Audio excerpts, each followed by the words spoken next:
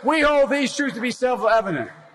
All men and women created by you know the thing. The Me Too movement has forced a cultural reckoning around the issue of sexual violence and harassment against women in America. No man has a right to raise a hand to a woman in anger. And so we have to just change the culture, period, and keep punching at it and punching at it and punching at it. Very poor choice of words.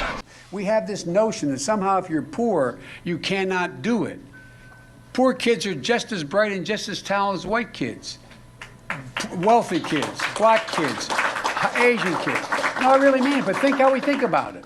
And why should the voters believe that you can win the national election?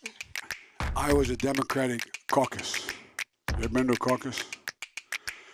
No, you haven't. You're a lying, dog-faced pony soldier. I got your work straight, Jack. Look, here's the deal. I'm not voting for you.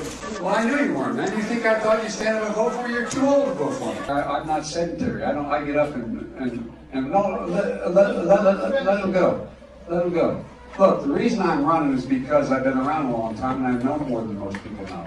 And I can get things done. That's why I'm running. And you want to check my shape on, let's do push-ups together here, man. Let's run. Let's do whatever you want to do. Let's take the T-shirt. But the Taoiseach knows a lot about it. His mom lived in Long Island for 10 years or so.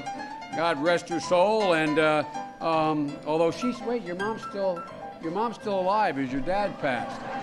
God bless her soul. I got to get this straight.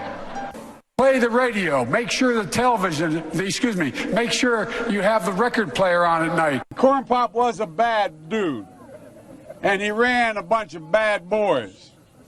And and back in those days, to show how things have changed, one of the things you had to use, if you used pomade in your hair, you had to wear a bathing cap. And he cut off a 6-foot length of chain. He folded up, he said, you walk out with that chain. And you walk to the car and say, you may cut me, man, but I'm going to wrap this chain around your head. So I walked out with the chain. And I walked up to my car.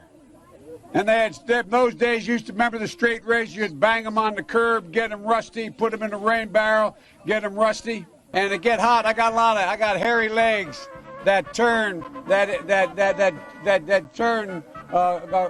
blonde in the sun. And the kids used to come up and reach in the pool and rub my leg down so it was straight, and then watch the hair come back up again. They'd look at it. So I learned about roaches. I learned about kids jumping on my lap. And I've loved kids jumping on my lap. I mean, whatever happened to that old conservative discipline about paying for what you spend? I'm up for re-election this year, and I'm going to remind everybody what I did at home, which is going to cost me politically.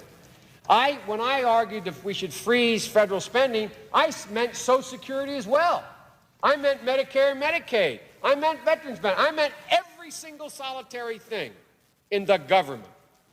And I not only tried it once, I tried it twice, I tried it a third time, and I tried it a fourth time. And thank you, Dr. Pepper, and thank you, Chancellor, or Dr. Paper, and thank you, Chancellor. We choose unity over division. We choose science over fiction. We choose truth over facts. Paul Ryan was correct. When he did the tax code, what's the first thing he decided we had to go after? Social Security and Medicare. Now, we need to do something about Social Security and Medicare. That's the only way you can find room to pay for it. We've acted together. We have never been unable to overcome whatever the problem was. If you agree with me, go to Joe 30330 and help me in this fight. Thank you very much.